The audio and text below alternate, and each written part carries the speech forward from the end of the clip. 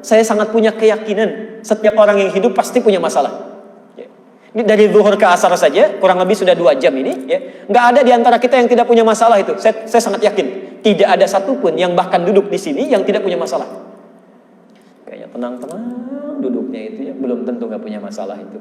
Sebelum ke sini mungkin di rumah ada persoalan, di kantor, di jalan, bahkan dimanapun, catat rinci. Lalu saat Anda mau sholat, kata Allah, mintakan solusinya bis sabri. Sabri itu jalani dulu dengan sabar. Jadi kalau ada masalah, terima dulu, jangan mengeluh. Itu rumus Quran. Terima aja. Ya. Mengeluh tidak menyelesaikan persoalan. Tidak menyelesaikan persoalan. Ya. Masya Allah. Saya runtut dulu ayatnya ya, supaya tajam pemahaman kita. Al-Baqarah 286. La yukallifullahu nafsan.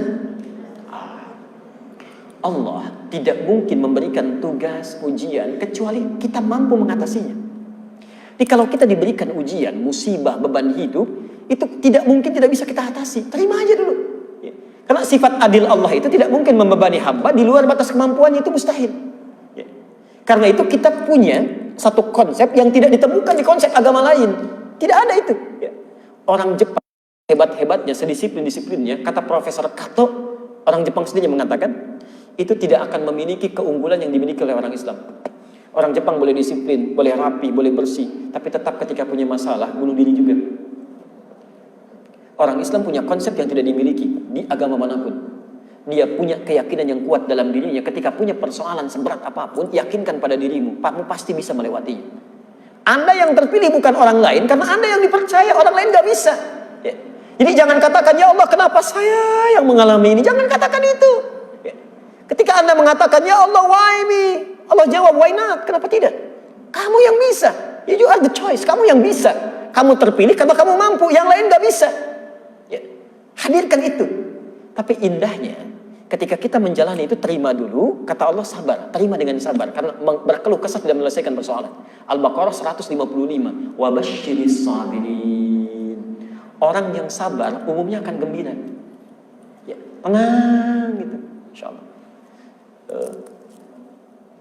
Ini mendung. Ya. Terus kita terima, alhamdulillah, mendung. Sudah. Barangkali kalau hujan nanti, ya turun hujannya, orang-orang yang butuh hujan dapat hujan, ya sudah. Kalau kita mengeluh, tidak merubah mendung juga. Begitu mendung misalnya, langsung mengeluh, ya mendung, pasti deh hujan. Kalau hujan turun banjir, macet kayaknya deh. Gak akan datang ustadznya, gak jadi taklimnya. Padahal belum tentu hujan, belum tentu. Di capek berpikir seperti itu tuh, capek olah.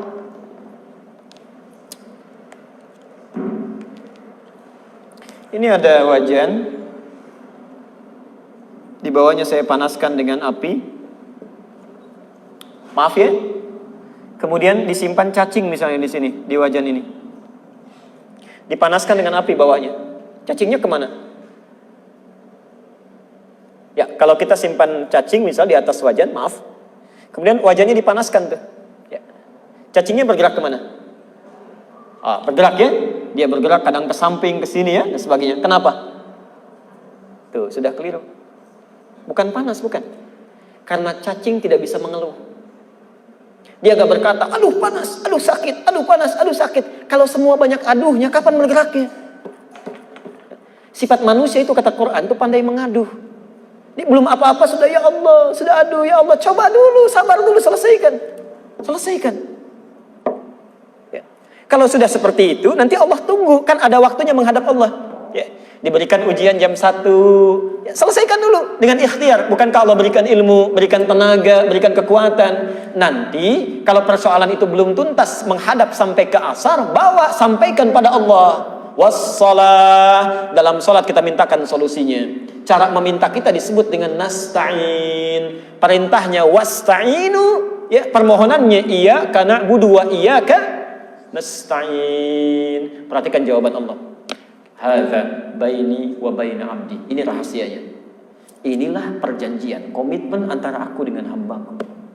Wali abdi. Kalau hambaku benar ibadahnya, menjadikan semua aktivitas sebelum sholat sebagai ibadah, masalah. Apapun yang kamu minta sekarang, aku akan kabulkan. Apapun yang diminta sekarang aku akan kabulkan. Jadi setiap sholat, kalau Anda benar bacaan Al-Fatihahnya, paham isinya, dan menjadikan semua aktivitas syaratnya sebelum sholat sebagai ibadah, Anda jaga ibadahnya tuh. Jauhi maksiat, tingkatkan ibadah, tingkatkan ketaatan. Itu ditunggu oleh Allah. Hambaku punya masalah apa? Saya mau selesaikan. Nanti setelah membahas lebih dalam, kita akan bahas. Ternyata Allah mengajarkan satu kalimat nanti yang kalau kita baca akan diberikan semua yang kita butuhkan itu. Ya. Sebab manusia itu kalau minta satu nggak akan selesai itu. Coba kalau ditawarkan minta apa saja dikasih, mau minta apa? Tuh, saking banyaknya nggak bisa jawab kan. Pengen ini, pengen itu, pengen ini, pengen itu ya.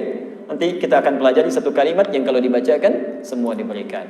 Nah, tapi sayangnya kenapa ada orang sholat tiap hari dilakukan, tapi masalah tetap terlalu terjadi, tidak pernah tuntas. Ya. Padahal Allah sudah berikan kesempatan dalam rukuknya, dalam sujudnya, dalam duduk di antara dua sujudnya, tapi nggak pernah selesai masalah. Kenapa? Karena barangkali tidak memahami kandungan yang terdapat dalam bacaannya.